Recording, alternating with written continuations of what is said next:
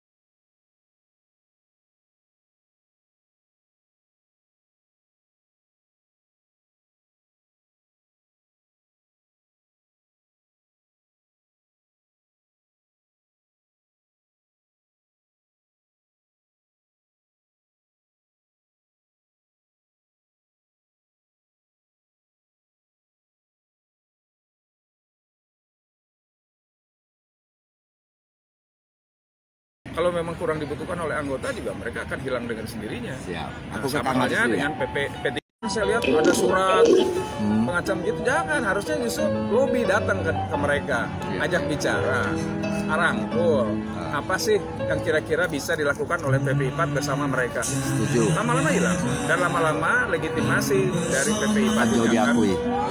Itu aja. Ke Kang Andris, sama pertanyaannya dari sisi Kang Andris nih, yang lebih dikenal sebagai akademisi. Oke, assalamualaikum warahmatullahi wabarakatuh. Kalau saya sih ngomong yang enteng-enteng aja kalau masalah organisasi, apalagi masalah politik ya. Kenapa? Kalau yang lebih menguasai Kang Herdi kayak dalam praktek. Iya. Mas saya sebagai bukan aktivis ya, pernah jadi pengurus baik di tingkat daerah, malah jadi cabang daerah.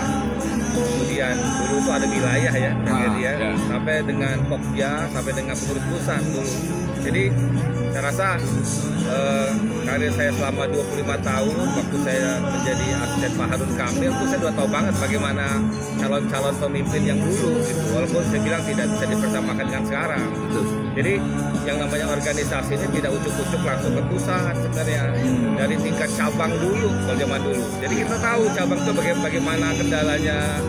Anggota cabang datang, kemudian kita datengin, kasihlah belangko SKMHT 2 biji.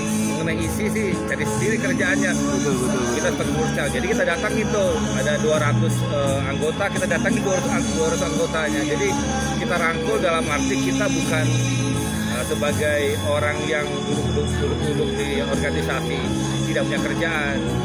Saya selaku organisasi ini bukan kita ini ya, bakat-bakat calon-calon pemimpin di Ikatan Notaris dan IPAT ini kan asal dari Banten. Iya. Bang Afendi Harahap itu adalah anggota di Banten dulu, dia pengurus cabang Banten bersama-sama saya. Demikian Bang Rifir Daud Akbar Sakun bersama-sama di pengurus Banten. Jadi kita tahu di bagaimana lapangan. Barangkali kalau di daerah itu emang lebih guyup daripada di daerah sekarang atau di pusat. Kenapa? Karena kita tuh benar-benar merasakan bagaimana kita berorganisasi di daerah dan langsung mengayunkan anggota. Jadi tidak mengetahui keadaan anggota langsung dari daerah maupun pusat kalau sekarang. Itu satu. Kedua, ya diharapkanlah yang namanya kaderisasi ini dari tingkat bawah ke atas itu jangan ucuk-ucuk langsung di pusat, loncat gitu ya? Jadi melalui daerah dulu, wilayah dulu, baru ke pusat. Walaupun dia Pokja juga dilihat apakah Pokja ini merupakan orang-orang yang aktif apa tidak di daerah atau di wilayah di daerah masing-masing. Jadi bukan karena suatu faktor politik kemudian menjadi pengurus pusat, bagi saya nggak cocok begitu. Kenapa dia tidak mengetahui bagaimana keadaan anggota di bawah? Apalagi notaris dia tidak pernah buka kantor dan tidak pernah ada aktivitas atau kegiatan. Malah membawa pembinaan anggota, apa mau dibina anggota? Kantor yang bisa dibuka, apalagi mau dibina. Itu satu. Kedua, kalau masalah organisasi ini dan IPAT ini, kalau bisa ya ada kesinambungan lah, sinergi. Anggotanya sama. Pengurusnya sama-sama juga, cuma beda ranah politik.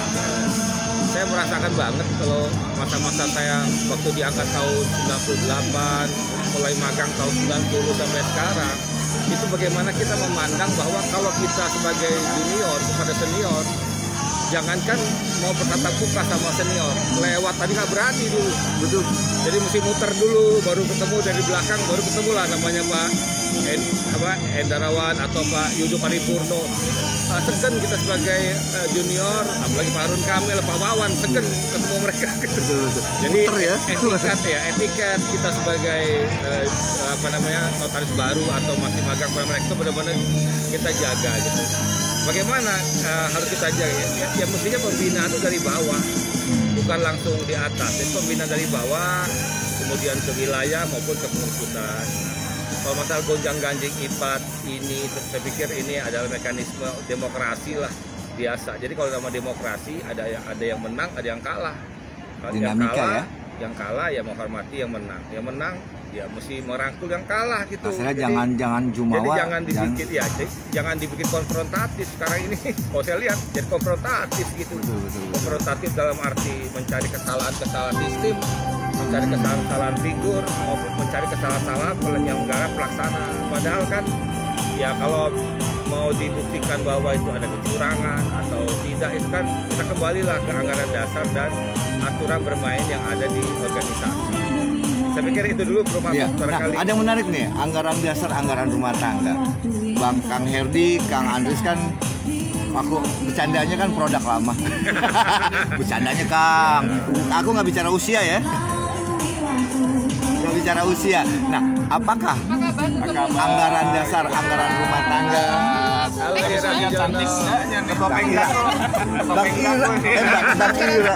Mbak Ira. Oh ini lagi terbingung. Ngobrol-ngobrol. Nah, kalau bicara anggaran dasar, anggaran rumah tangga, baik notaris, INI maupun IPAT, ya PPAT, itu kan kalau nggak salah notaris sudah ada perubahannya, pengembangan. Nah, kalau saat ini dengan teknologi yang semakin tidak bisa dibendung lah ya, digitalisasi sangat tinggi, itu akibatnya berdampak ke pemilihan, Kang. Seperti tangga, kalau nggak salah beberapa kali pemilihan yang selalu jadi permasalahan itu di sistem pemilihannya secara manual atau secara digital, voting, itu kan jadi problem. Nah, kira-kira dari kacamata Kang Andris, Kang Herdi, melihat anggaran dasar, anggaran rumah tangga terkait hal tersebut bagaimana? Oke, kalau saya sih tidak ahli dalam anggaran dasar berkali ya, karena itu ahlinya di bidang pemotoran aja. Tapi kalau anggaran dasar kali ada pakar ahli dalam anggaran dasar. Tapi setahu saya anggaran dasar itu kan tidak untuk muncul sekarang. Ya, betul. Itu ada filosofi berpikir dari zaman dahulu, baik dari zamannya Pak Lukman Taufik, Pak Sulaiman barangkali. Kemudian ada lagi Pak Wawan, Pak Harun dan seterusnya. Jadi itu anggaran yang produk lama itu barangkali disesuaikan dengan sesuai dengan masanya. Tapi kan sekarang sudah berbeda. Anggota sudah di atas 20.000 kan. Oke, itu tidak mungkin kita menyesuaikan anggaran dasar dengan aturan-aturan yang sifatnya konsepsionalnya supaya normatif begitu. Tidak ada terobosan. Tapi pelaksanaan terobosan itu wajib diketahui atau merupakan aspirasi dari semua notaris. Jadi kalau ada perubahan anggaran dasar, perubahan anggaran tangga yang digitalisasikan lebih dahulu kepada pengurus daerah dulu. Di daerah, jadi usulan wilayah, kemudian masuk ke pusat. Jadi jangan untuk dibahas di rapat pleno. Jadi daerah itu merupakan aspirasi yang terbawa mengenai bagi saya kalau ada sistem pemilihan emosi itu bagus. Tapi anggaran dasar jangan memikirkan masalah pemilihan ketua dan pemilihan dari yang hanya bicara pada pemilihan ketua yang dilupakan. Mestinya mengatur hal yang lain. Bagaimana organisasi Ikatan Notaris ini bisa maju ke depan, bisa berwibawa di hadapan pemerintah begitu, maupun di hadapan instansi yang lain. Jadi kalau bicara masalah asosiasi itu kuat kalau pengurusnya kuat. Pengurusnya kuat kalau anggota-anggota yang milih itu atau solid memilih terhadap organisasi sendiri. Jadi kayak Bapak kali Kang Herdi pakai Jawara. Ayo Kang Herdi. Jadi gini, anggaran dasar, anggaran rumah tangga itu kan bukan kitab suci, ya kan? Bukan Al-Quran yang tidak bisa dirubah. Jadi bisa dirubah dan harus selalu dinamis, mengikuti perkembangan zaman, mengikuti perkembangan jumlah daripada anggota. Ambil contoh dengan pelajaran pada waktu Kongres Jogja tahun 2012. Ya, dulu. Kemudian ada Kongres luar biasa 2013. Banten. Bukan, di Bali. Banten pada waktu itu kan ya. chaos kan sebetulnya. Deadlock tahun 2012 dilanjutkan KLB. Ya kan? Nah, itu saya sebagai koordinator Pengwil pada saat itu merasakan sekali gitu. Sehingga tahun 2015 di Banten diadakan perubahan mengenai anggaran dasar, anggaran rumah tangga. 2015 Banten. Yang mengusulkan bahwa pemilihan dapat dilakukan secara elektronik itu adalah DKI Jakarta dan Jawa Barat pada saat itu. Oke. Nah, pada saat itu, mungkin pada saat sekarang pun sama. Kendala kemarin pada waktu di Malang pun kawan-kawan ini kan, kalau saya melihat dasarnya tuh kepentingan, tidak mengkaji dari lihat kenyataan di lapangan ya, perkembangan zaman. Nggak mungkin kita pemilihan dengan contoh 2000 aja ya, dengan manual itu bisa diselenggarakan secara singkat. Pasti akan makan lama. Pasti akan sampai subuh kayak gitu ya, kan. yang udah 2 hari 3 hari Surabaya dan lain-lain gitu. Nah, ini yang harus dikasih terobosan. Pada saat itu pun pada rapat komisi pembahasan itu pada tidak setuju. Dari penggu-penggu yang menyetujui hanya DKI dan Jawa Barat. Tetapi pada rapat pleno saya ingatkan lagi bahwa kita ini sudah dari tahun 2000 sudah menggunakan SABH dulu ya, sistem baku. Nah, kenapa elektronik ini kita hindarkan? Saya langsung pada waktu itu mengusulkan kembali dan akhirnya diterima oleh Floor bahwa pemilihan dapat dilakukan secara elektronik, yaitu ada tambahan dikit.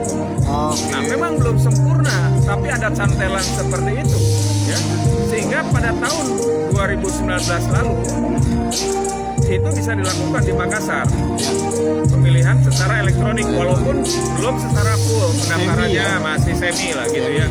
Karena apa? Perangkatnya belum memadai. Di anggaran dasar, anggaran rumah tangga hanya menyampaikan pemilihan dapat dilakukan secara elektronik, itu aja kuncinya gitu kan. Dijabarkan. Itu pun sama kan dari pihak-pihak calon caketum yang mungkin belum memahami ataupun ada rasa takut bahwa ini dapat direkayasa, itu kan meminta penjelasan sedemikian. Bahkan dari PPINI pun pada saat itu meminta saya gitu kan, supaya bisa menyampaikan bagaimana secara elektronik ini, bagaimana keterbukaannya, bagaimana apakah ini bisa direkayasa atau tidak. Alhamdulillah pada waktu kongres itu bisa lancar, dan bisa pada saat itu pun sebetulnya ada keraguan kan, ada minta bahwa ini dilihat buka. Akhirnya kan ada dari ahli IT yang dihadirkan oleh audit apa ya, sih? Misalnya audit IT lah ya. Audit IT lah gitu, seperti itu. Ternyata alurnya betul semua gitu kan, bisa dibuktikan. Nah, kemudian pengalaman di Jawa Barat kemarin, IPAT itu tidak ada anggaran di dalam ADART-nya menyatakan pemilihan bisa dilakukan secara elektronik. Tetapi kita harus lihat kenyataannya. Sekarang musim pandemi, ya kan? Waktu, pembatasan, baik tempat, waktu, jumlah. Nah, kemudian yang hadir 1.800. Kalau manual akan berpikir bagaimana? Nah, 2 jam, 2 hari, 3 hari. Kita harus cari jalan keluar. Dan saya salut dengan Pengwil Jawa Barat dan khususnya juga peserta-peserta Konverwil yang bisa menerima ya, bahwa pemilihan dilakukan secara elektronik. Itu kan hanya model sistem di ujung aja kemarin tuh, tidak menyalahi. Semua dilakukan proses manual. Kertas suaranya jadi digital. Nah, kertas suaranya yang asalnya ditulis, penghitungan suaranya yang harusnya ditulis satu-satu diomongin, ini udah dibantu oleh mesin lah gitu, oleh elektronik. Masuk, masuk aja. Tidak full secara elektronik gitu kan. Nah, ini terobosan-terobosan ini, kalau menurut saya apa gitu menyalahi? Coba lihat dulu kenyataannya gitu loh. Hasil produknya juga kan ternyata disepakati. Yang mengisi yang ngikutin jangan sampai gini, pada saat memilih dia milih, pada saat jagoannya kalah dia memasalahkan itu. Padahal kan saya lihat sendiri nih, alhamdulillah dengan adanya Pak Mahfud Grose ini ya, saya bisa lihat alurnya gitu loh. Sampai dari biru ke merah, merah ke biru, loncat-loncat warna. Loncat-loncat. Dia nanya ke orang IT menjelaskan, termasuk Mahfud yang menjelaskan juga kan, seperti begitu kan. Dengan elektronik ini kayak gini nih ya. Betulnya. Tapi kepaksa bang. Yang seperti ini terbuka semua. Artinya wartawan nggak boleh berpendapat. Tapi kepaksa. Mungkin karena ditanya, dia nanya kenapa gini-gini deh, jelasin gitu kan. Tak paparin apa adanya aja dah. Nah, hal-hal seperti begini kan karena keterbukaan. Jadi kita bareng ayo terbuka gitu kan. Kemudian pada waktu pemilihan. Nah, pemilihan saya, waduh ini kaget juga minta dibuka. Wah, itu nama-nama muncul tuh. Kalau minta dibuka, ada tidak luber. Artinya hal yang dikorbankan. Betul. masalahnya kerahasiaan Ya, daripada betul. pemilih gitu kan, kita harus menjaga itu. Orang itu bebas memilih siapapun, Iya. walaupun kelihatannya misalnya ngedukung atau diem aja gitu kan. Oke. Nah itu tuh hal seperti itu juga harus diperhatikan di depan. Tetapi pelajaran dari konverbil IPAT ini banyak, sehingga itu akan harus jadi masukan untuk nanti. Ayo aku ini. Ah, Bang, tidak melok. ya lanjut. Ya nanti pada waktu KLBI ini pelajaran-pelajaran seperti itu bisa jadi masukan. Bapak jadi bahan diskusi Iya, di jadi sana. bahan dinamis. Nah, banyak hal lah yang misalnya nanti untuk menjaga kerahasiaan kan dibikin tim, nanti ada caketum, banyak hal yang bisa dimasukkan dan itu sudah sebetulnya kita udah sampaikan pada waktu KLB Banten. Tinggal dibuka lagi minute-meetingnya jauh. Harusnya sih bisa. Ditambah sekarang perkembangan yang lebih baik lagi kan gitu. Gitu aja. Jadi Nah, ada yang menarik Kang. Di tahun 2002 ini ada 2 momen besar. Momen INI yaitu masalah KLB.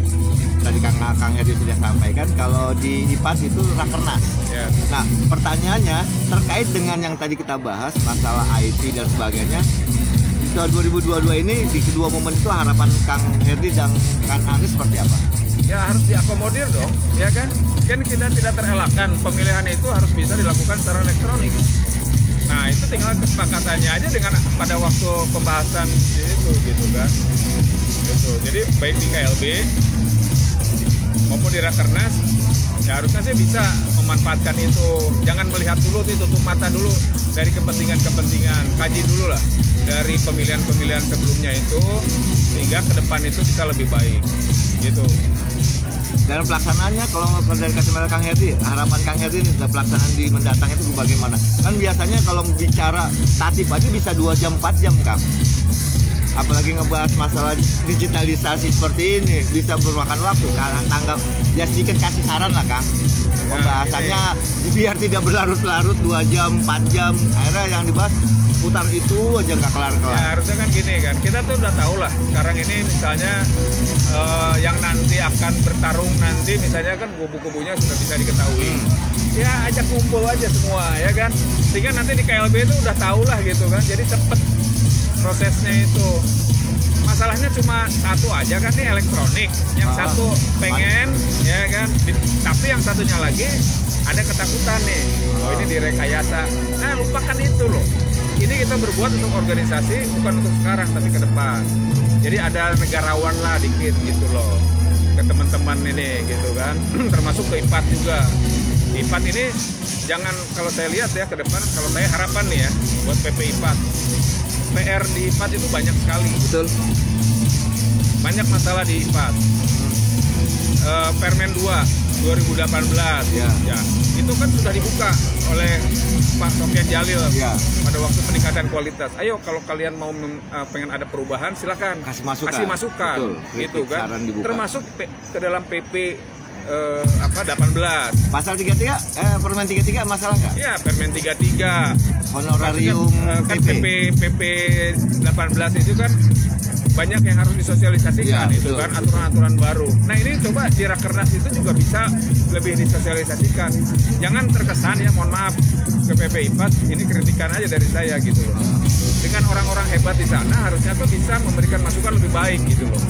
Bisa lebih masukan lebih baik, tidak hanya sekedar nanti itu mengikuti apa yang sudah disampaikan, apa dikeluarkan oleh Kementerian ATR, padahal Kementerian ATR-nya sendiri membuka gitu loh. Ayo silakan kalian masukkan gitu kan. Ini mau ada perubahan, ayo kasih masukan gitu. Betul. Nah ini kok kitanya disuruh kayak gitu tapi tidak menyambut. Berarti lebih Gitu. agresif ya? Iya. Nah jangan salah, pada waktu peningkatan kualitas Pak Menteri seperti itu, kenapa? Karena ada kritikan dari anggota. Gitu. Bukan dari PP IPAT-nya loh. Gitu. Tapi dari kawan-kawan ini kan merasakan yang di lapangan gitu kan. Wah ini kok kejam banget misalnya kan, kalau ada masalah itu langsung forcing, pemberhentian tidak hormat, pemberhentian tidak hormat, ancaman semua gitu loh. Sedangkan di sisi lain dia ngomong mitra. Nah ternyata BPN pun Pak Sofyan Jalil, Pak Suyus menyadari Itu, ayo rubah katanya kan gitu. Nah ini harus disambut gitu loh. Nah ini kita harus bersatu. Makanya kawan-kawan itu jangan ini Pak Andries bikin diskusi seperti begitu seakan-akan ancaman. Melawan. Gitu loh. Warning. Iya, ini kawan semua kan. Iya. Itu maksud saya itu. Jadi ayolah kita bisa berdialog dengan sesama kawan. Berdialog dengan sesama ya istilahnya kawan-kawan kita ini yang akademisi doktor itu sangat banyak. Jadi itu bisa di Kang Andries. ya. Kalau saya sih simpel ya, kalau masalah rakernas dan KLB ya di Rencana kalau KLB ya di mau KLB. Ini KLB. Kalau IPAT Rakernas. Bagi saya sih paling simpel ya, sekarang tuh kita profesi sama, usaha sama, cari nafkah yang sama, profesi pemikiran sama, ya konsolidasi lah. Itu satu.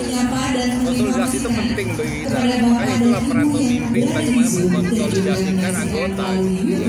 Maksud saya merasakan banget kenapa saya tidak aktif dari zaman-zaman dulu. Ya masalah tadi banyak blok sana blok sini bilang nih gimana ya. Dengan motoran ya. Padahal enakan motoran bebas kan di hutan di mana, jadi Brotherhoodnya itu yang harus diambil Jadi gitu loh di intinya organisasi itu. Kita semua ini brother gitu loh. Iya, Anggota itu teman. Barangkali perlu pemikiran ya, kalau calon kalah kemudian anggota calon lain merangkul calonnya kalah. Nah itu dibuat konsensus sebelum pemilihan gitu, itu satu. Masalah elektronik nggak elektronik sebenarnya gampang kok. Jadi kan ada media IT, jadi ada saksi yang ngerti IT, itu aja. Betul. Sebelum dilaksanakan pelaksana IT itu adalah perusahaan yang sudah terakreditasi dan terverifikasi. Punya sertifikasi. Jadi jangan ambil IT orang baru tamat kuliah IT kemudian sebagainya. Banyak begitu. Jadi walaupun mahal. Tapi pada saat sistem pemilihan mau diselenggarakan ya ada kan calon-calon udah tahu nih. Ambil aja calon yang ngerti IT masuk di grup perusahaan itu, jadi ketahuan kalau bermain di IT-nya itu. Sebenarnya yang paling repot ini kita kan notaris, mesti jujur, seksama, tidak memihak, mesti bersifat arif, mandiri, itu mana gitu. Sama teman sendiri kita curiga. Berarti hal itu bukan hanya saat pembuatan akta saja, tapi dalam pergaulan juga ya. Diaplikasikan di dalam pelaksanaan kegiatan hari-hari maupun pelaksanaan dalam perkantoran kita sebagai profesi, sebagai jabatan sebagai notaris, bukan profesi ya jabatan. Ngajar di kuliah selalu jabat umum bukan profesi. Yang kedua ya kita aplikasikan juga ke organisasi kita yang kita naungi. Karena kalau semuanya yang sifatnya ada kan kita punya kode etik, kaidah moral. Kenapa kita terapkan kaidah moral kita di organisasi gitu? Betul. Apakah dibuat namanya kode etik organisasi perlu? Kan nggak perlu. Betul. Kan kaidah moral itu ada di dalam diri masing-masing kita dan sesama brother kita nih, RD Mansa nih. Kalau kita ada keinginan menjadi ketua ya dihargain. Tidak semua orang menjadi ketua. Kenapa menjadi ketua? Saya tahu banget ketua itu kayak apa.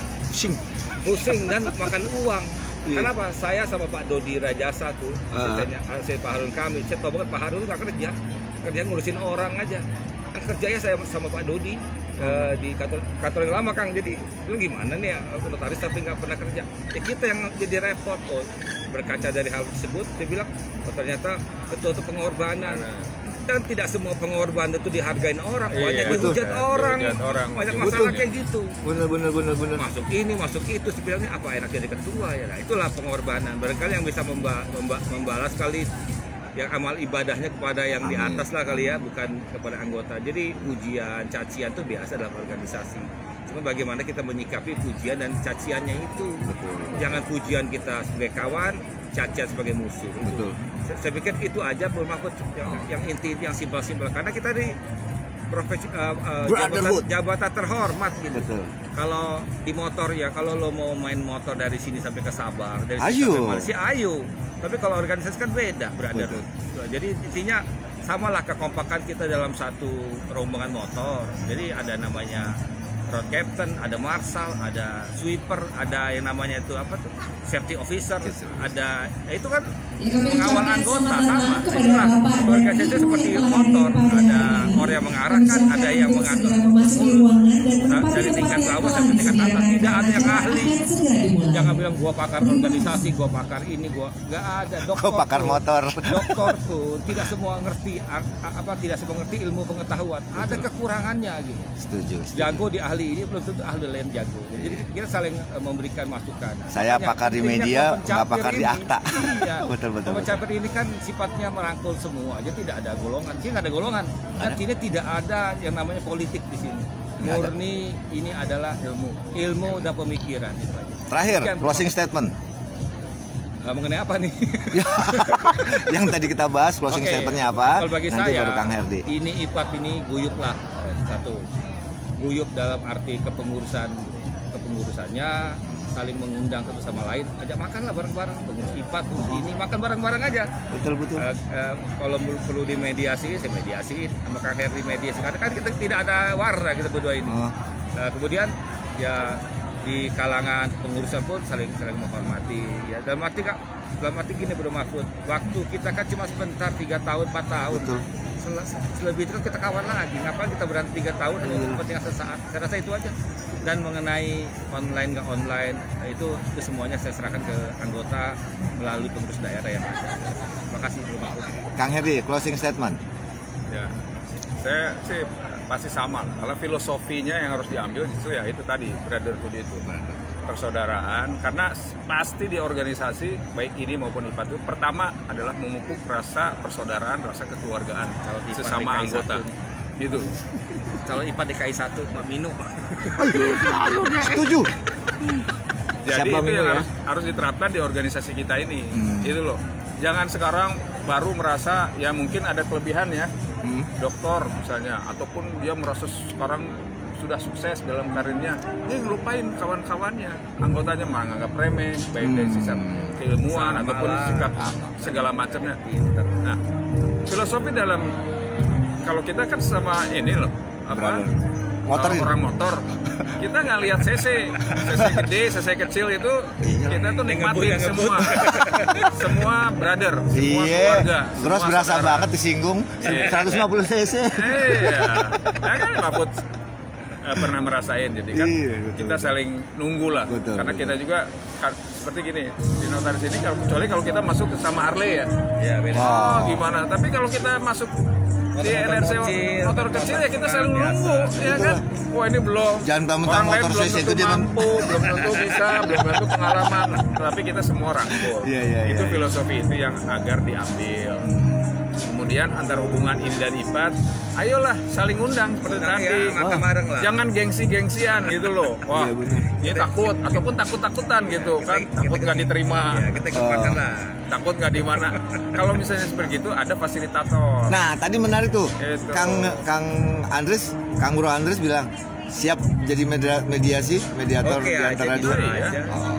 Bro Haha tuh sama-sama sejarah yang sama saya di Banten. Pernah jadi wakil ketua saya di Banten. Oh, berarti siap dong Kang Herdi ya? Kemudian Bro Ha juga sama dosen. itu kan adik kelas saya. Adik kelas saya sama Unpad gitu kan. Balita juga Mas Firdaus ini sesama orang Sunan, bareng-bareng dengan Pak Sugeng dulu gitu kan. Balita itu bendahara dulu waktu saya Pengwil DKI, saya ketua bidangnya, salah satu ketua bidangnya. Jadi kita udah sesama, udah benar-benar seperti keluarga lah gitu ya. Udah tua lah kita nih. Dari 50-an. Iya, jadi pasti hal-hal seperti itu mah kalau misalnya kita mau bertemu, semua masalah apa sih yang tidak bisa diselesaikan kalau misalnya kita bisa berkomunikasi. Gitu. Kalau tidak bisa berkomunikasi, ayo cari orang yang bisa mengkomunikasikan. Itu aja dari kita. Salam sehat, sukses untuk semua. Tapi nggak ada salam gaspol ya? Salam gaspol nanti kita nunggu Bro Sindian. Oh iya, bagus. Presiden lagi Bro Sindian lagi seneng-senengnya sepedaan. Tahu, gue Tapi kita mulu. ikut juga sepedaan loh. Makanya kebanyakan gue. Presiden tuh presiden seumur hidup. Ya, Pak Takari. Dari Ya, apa kabar? Baik. dari sepeda ya empat kali jadi nota apa motor seumur hidup sepeda seumur hidup jadi nggak ganti-ganti. Oke, crossover menarik kalau udah bincang santai dengan Bro Andris, Bro Herdi ini kagak ada habisnya.